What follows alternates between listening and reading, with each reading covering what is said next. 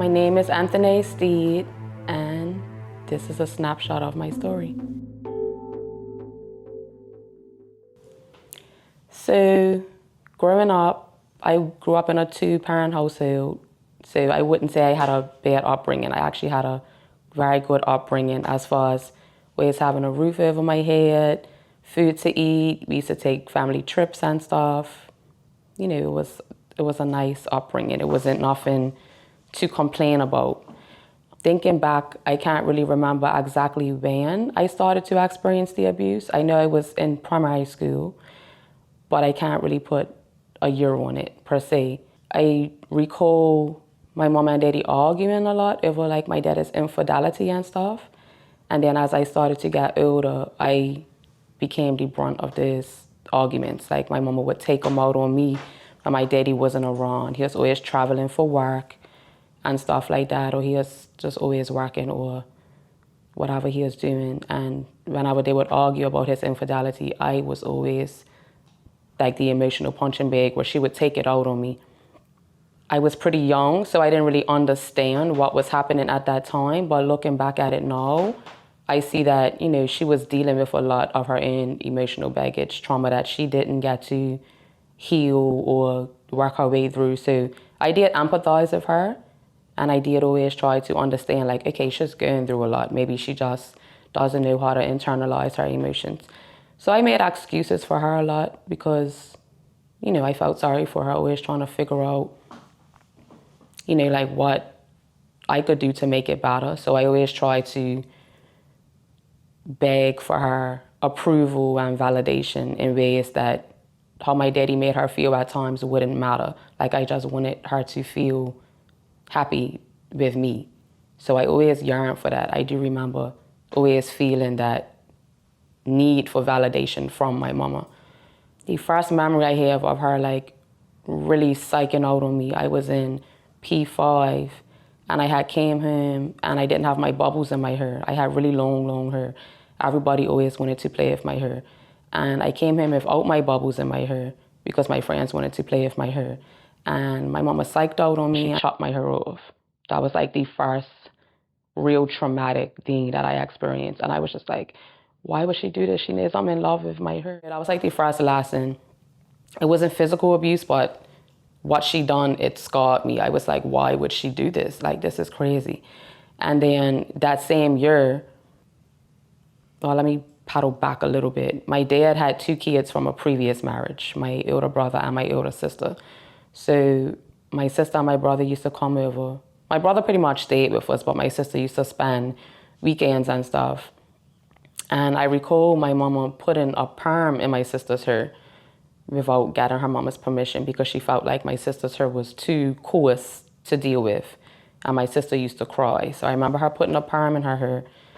And I thought she was being helpful initially. But then when I saw my sister's mama's reaction, I was like, okay, this is not normal. This lady just does anything pretty much. And around that same time, I remember her burning my brother's hands on his stove because he had done something he wasn't supposed to do. And I just remember thinking, like, from being around my other friends and their parents, like, I was like, this is not normal. Like, her behavior is not normal. I don't think this is how she should be dealing with children or whatever. So I tried to ignore it, but it was just something that didn't sit right in my spirit. I'm like, this lady needs help. Like, she's just doing the most. But again, I was young, so it wasn't really much I could do. And I remember me and my sister telling my daddy about it, and he was just like, just leave it alone, whatever.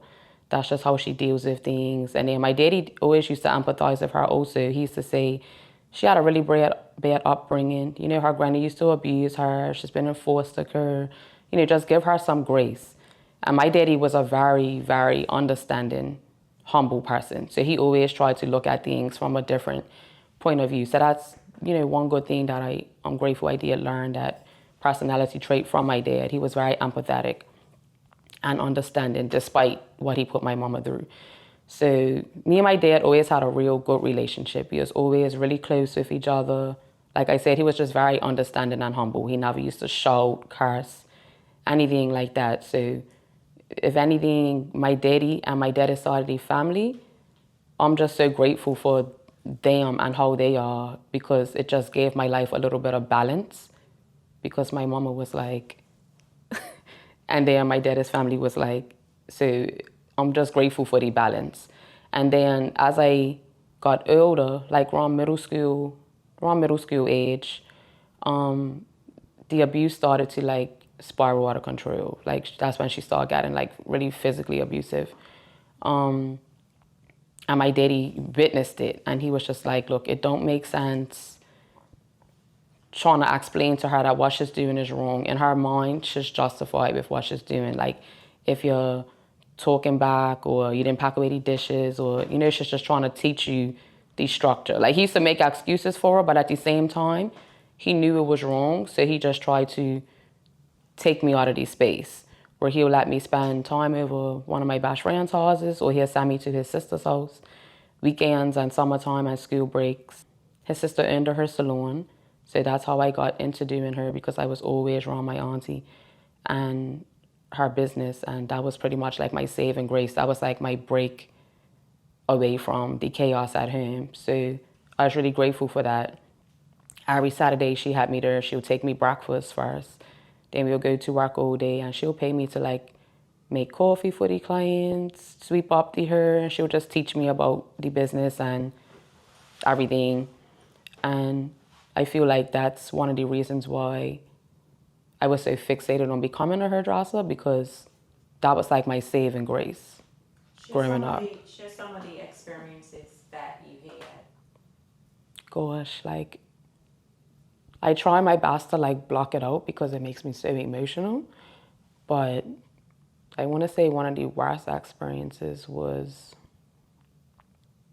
one day I told my mama that I was going over my friend's house, and I did go over my friend's house, but it was like a beach party, and me and my friend wanted to go naturally. So we went to the party. I was smoking weed, I was drinking. Obviously, my mama caught wind of it. So when I got home, she asked me about it, and I lied about it. And she psyched out, like literally dragged me down the hall by my hair. She was kicking me all in my ribs. Like, it was just the worst. I was like, okay, so I have to make sure whenever I'm doing something, she can't find out about it, because, you know, in one side I'm like, this lady's crazy, but then I'm like, okay, she wants what's best for me, you know, but I feel like it's other ways she could have handled it. Like, that was not the way to go about it. And then another time, I was 16. I had just got my bike, which I purchased by myself, by the way. I worked really hard to purchase a bike, and my daddy helped me with the balance. She gave me rules, even though I felt they wasn't fair because I bought my own transportation. I was still living under her roof, so I had rules to abide by. She wanted me to be home at 11 o'clock. I got home 10 minutes late. It was like police chat. You know, it was a lot going on. I got home 10 minutes late. And mind you, I stayed all the way dockyard. So I probably should have left early, but, you know, I thought I could make it in time. I didn't make it in time. I got home and she just psyched out. I could tell she looked heated already. So I don't know if she had been previously arguing with my daddy or something, but she was really heated. At this time, I lived with my mom, my brother, my sister-in-law, my auntie. So there was a few people in the house at the time. For whatever reason, she just was not hearing it. Like, I couldn't apologize. I couldn't give her an explanation. She just psyched out. Like, bust my ass, grabbed a knife, chased me. My daddy came, he stopped her. I ran out of the house, and my ex-boyfriend at the time happened to be outside because he was coming to me anyway. And he saved me from her. And I literally left him and didn't go back home for 2 weeks. Like, I was petrified. I was like, this lady tried to kill me. Like, she's crazy. And she literally looked like not herself. Like, she looked like she was having an out-of-body experience. And I was like, I can't go back there. Like, I'm just not okay. So when I got to where I was going to stay for the 2 weeks, I did reach out to my daddy to let him know I was safe and everything. But those are the two most traumatic experiences that stick out to me as far as the abuse. So, how has your relationship been over the course of your teenage going into adulthood with your mother? So it was very tumultuous. Just up and down, hot and cold. It was never like a gray area. Nothing was ever smooth sailing. It would be like if I'm doing something she suggested or, something that just meets her approval, she'll be happy. Like she was cool.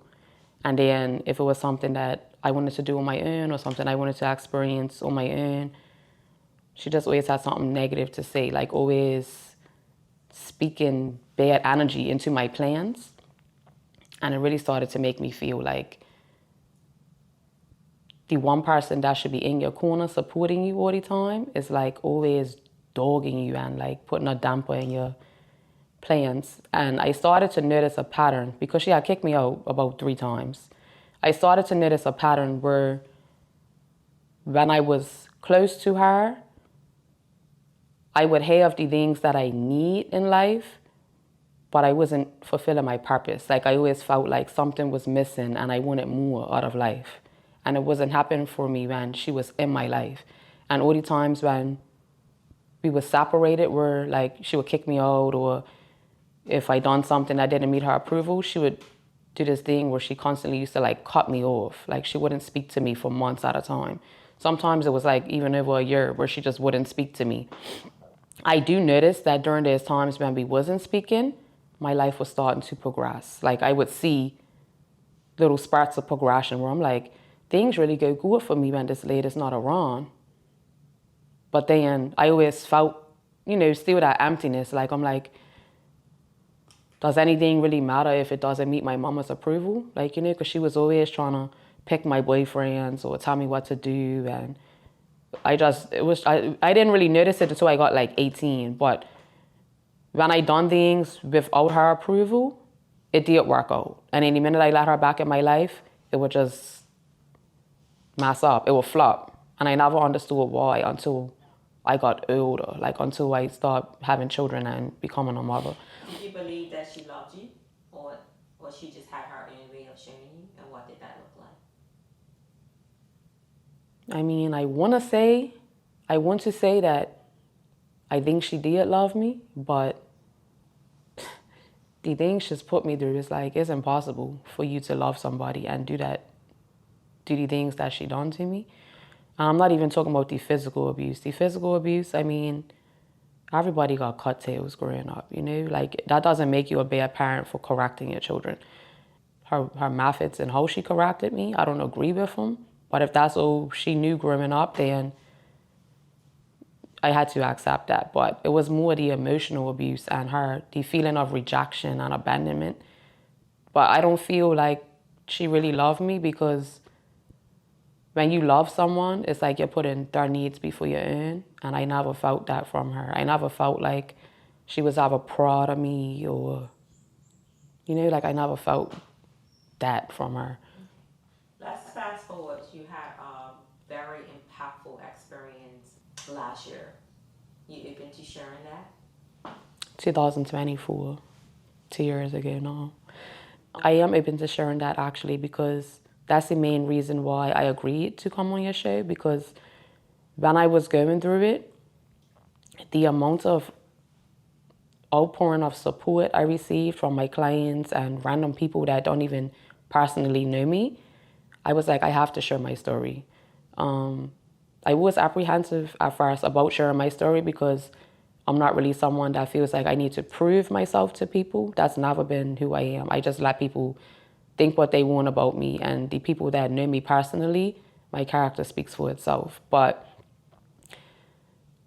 the story just related to so much people, I encountered when I was going through that experience are experiencing similar things.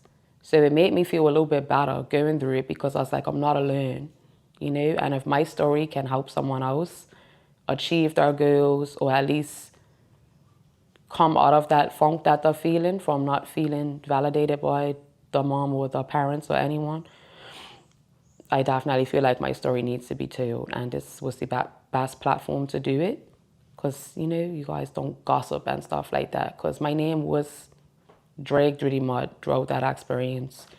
I experienced like cyberbullying on Twitter and stuff like that. Like, it was really bad. And the part that irritated me the most is like nowhere in the history of Bermuda do you mention people's names in the news if it could reveal the identity of a child. But in this instance, they just didn't care. They gave details and names and everything, and it was sickening. You know, I was like, these news outlets are just messy. Like, they don't care about my children. They don't care about my reputation. It was just a shit show. It was January 24th, 2024. And I received a random phone call from DCFS saying, we have your children. You need to come to the office right away on Front Street. So like my heart dropped because I'm like, what happened to my children? Like I was literally confused. And at the time I was pregnant. So it was a lot to digest. I was like, what is happening? And they refused to tell me over the phone. I was traumatized because I'm like, what happened to my children? Like, tell me.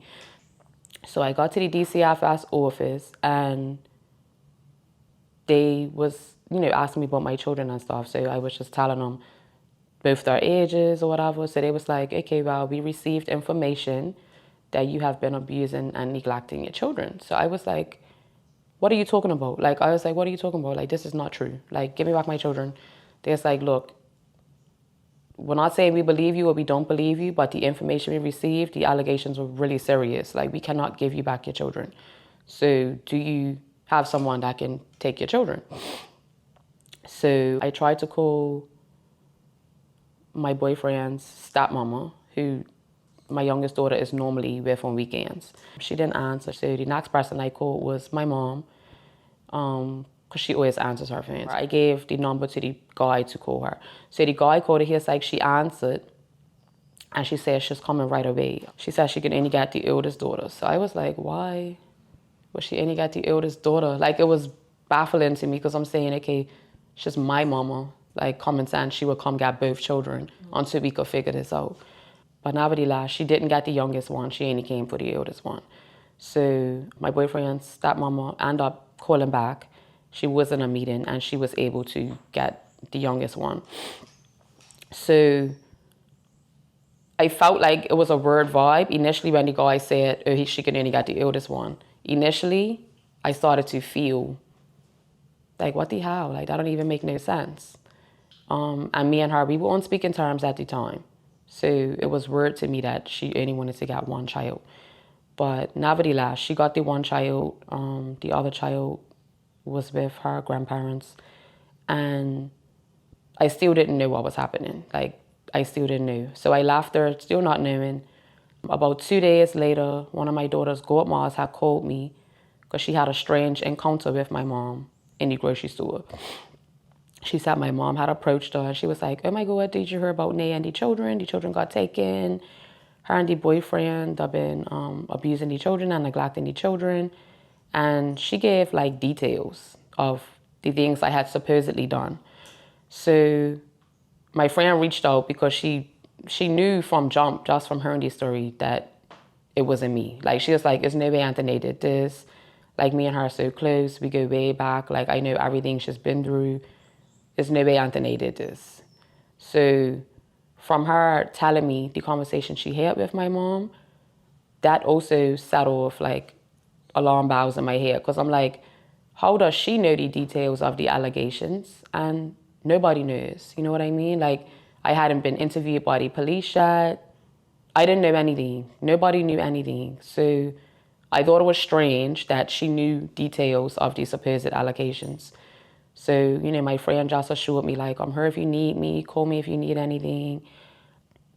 She was just baffled. Like, she was just like, Anthanay, I feel like it's your mama's behind this. There's no way she's not behind it. She was too excited to tell me, that she was going through something so traumatic. Like, she didn't have tears in her eyes. She wasn't upset, anything. She was just excited to tell me. Like, I didn't like the vibe I got from her. So that played on my mind for the next couple of days. I was like, this is weird to me. Like, and I was still speaking to my mama. Like, she was still speaking to me. She was messaging me. I was messaging her, like, do you need anything? Dropping groceries and stuff like that. And she even sent in a message, and I was happy I kept the message, where she was acknowledging my good parenting. And if I speak to DCFS, I'll be sure to let them know that you're doing everything you have to do. So I still didn't even have an inkling that she was behind it. Like, it was very manipulative. Now that I'm thinking back on it, I'm like, this lady's really sick. They kept the children for 10 months. I mean, they didn't physically have the children, but I didn't have the children. And they, placed them in the care with family members. Once her dad had discovered what my mom had done, he was like, I want my daughter to come to my house. Like, she's not staying with her. I don't want her around that. And my youngest daughter, she was with her dad's dad and his wife. So for the 10 months, I didn't have my children. I was back and forth to court every week, every 2 weeks. It was a mention. I was formally charged, and I wasn't interviewed or even made aware of what the allegations were until the next month, which was February. So that's when I was formally arrested and interviewed. And in the interview, obviously, I got to hear what the allegations were, because there were questions that was put to me. And when I want to say, my stomach ran up in my throat, because the allegations were actually things that my mom did to me. And I was just like, it's no way. Like, it was like my body laughed, my soul laughed, my body hearing it. Because I was like, whoa, like, she chased me with a knife, and she's accused me of chasing my daughter with a knife. Like, I don't even hit my children. Like, I threatened to take away the iPad, the phone, stuff like that. But I always told myself that when I became a mother, I was not gonna be like my mama. I was gonna be more understanding and humble. But apart from me shouting at my kids, I had never abused my kids. So to hear the allegations, it was like, what is really happening right now? And it was more like, God, why are you allowing this to happen to me? Like, I don't deserve this. Like, it was really like, my world was crashing down in a matter of weeks. Like, I was like, everything was going so good. Like, like, I really got myself on my feet. And like I said, like, times I wouldn't be cool with my mama, things was progressing for me. So like, one little span of time, I wasn't speaking to her. I had secured a new job. I got a new car. Like, things were going good for me. And then she came back in my life. And then that happened. So the end result, after it being dragged out, and let me just go back to the middle of the case too. The thing that frustrated me the most is that my mom being an ex-cop, I felt in my heart that the investigation was biased due to the relationship she had with the police service and the relationship I have with the police service. I feel like I'm been harassed and picked on and treated unfairly in the past from other situations. I felt like, they just viewed me as somebody that's not credible. And with her being an ex-cop, I feel like they just took her word for it instead of doing a proper investigation.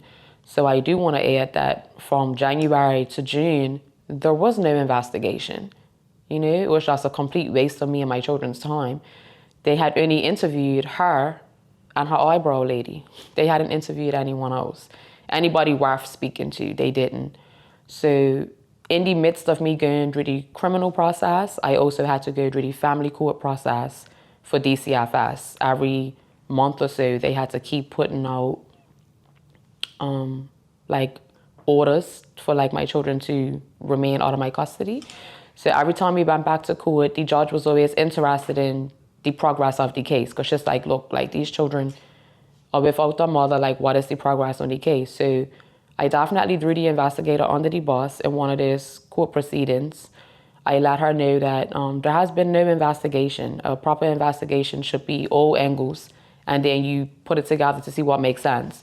He had only interviewed the one person that clearly hates me, and then her associate, instead of people like teachers or family members, co-workers, people that actually see me with my children on a regular basis. To the conclusion, the case was dismissed because when it came down to the actual trial, that they kept pushing back and back and back. When the trial day finally came, they had to throw the case out because they still didn't have the evidence to proceed. I was actually annoyed that it got thrown out. I mean, I did just want it to be over with because I wanted my kids. But at that point, I was fine because by April, I have fought for supervised visitation, which the family court judge did grant. So I was able to see my kids at DCFS or with a DCF worker present. So it wasn't as hard on me, like once I was able to spend time with them and see them and stuff like that. But I was actually really annoyed that the case got thrown out because the legal fees, the amount of time I spent wasting, canceling clients, coming to court every other week, every 2 weeks.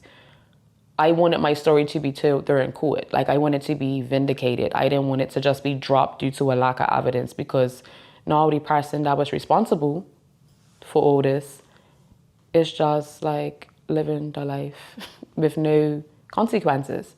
And I think that that's not fair. Like, our justice system is really flawed, because somebody that wastes the court's time and taxpayer dollars like that should be punished. And look at the impact that it had on my children. Like, I suffered a miscarriage through that traumatic experience. But ultimately, the case was thrown out October 15th, 2024. And they did mention when it got thrown out that they had a year to still bring it up. But thankfully, that year has passed. They haven't brought it up. And it was crazy because I grew up in the church. So, I'm very spiritually in tune.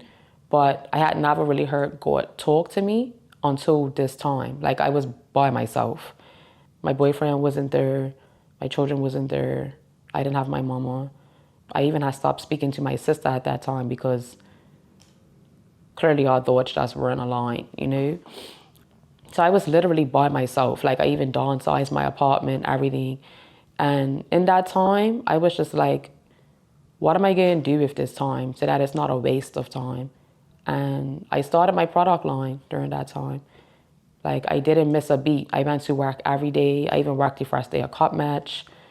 Like, I was just engulfed in, like, I have to fulfill my purpose. Like, I can't let this time go by without doing something meaningful. Like, it has to mean something. So during that time, I done a lot of reading, a lot of research. I started my product line. It has 11 products in my product line. I started a hair bundle company.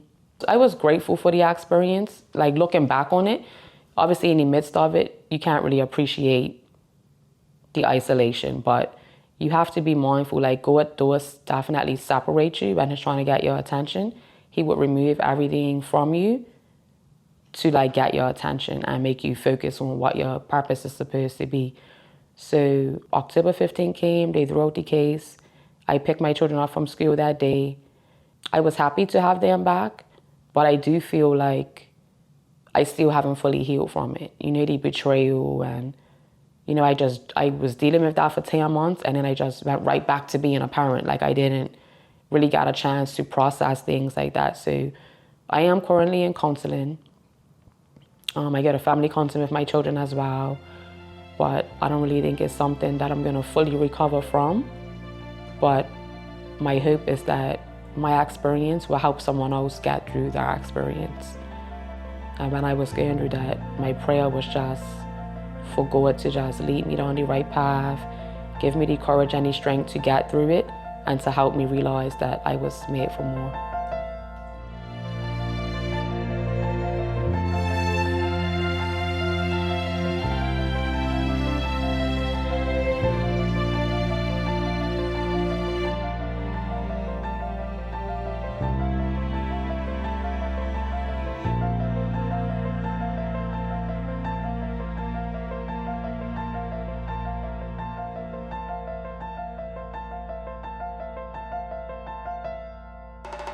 Voices unite.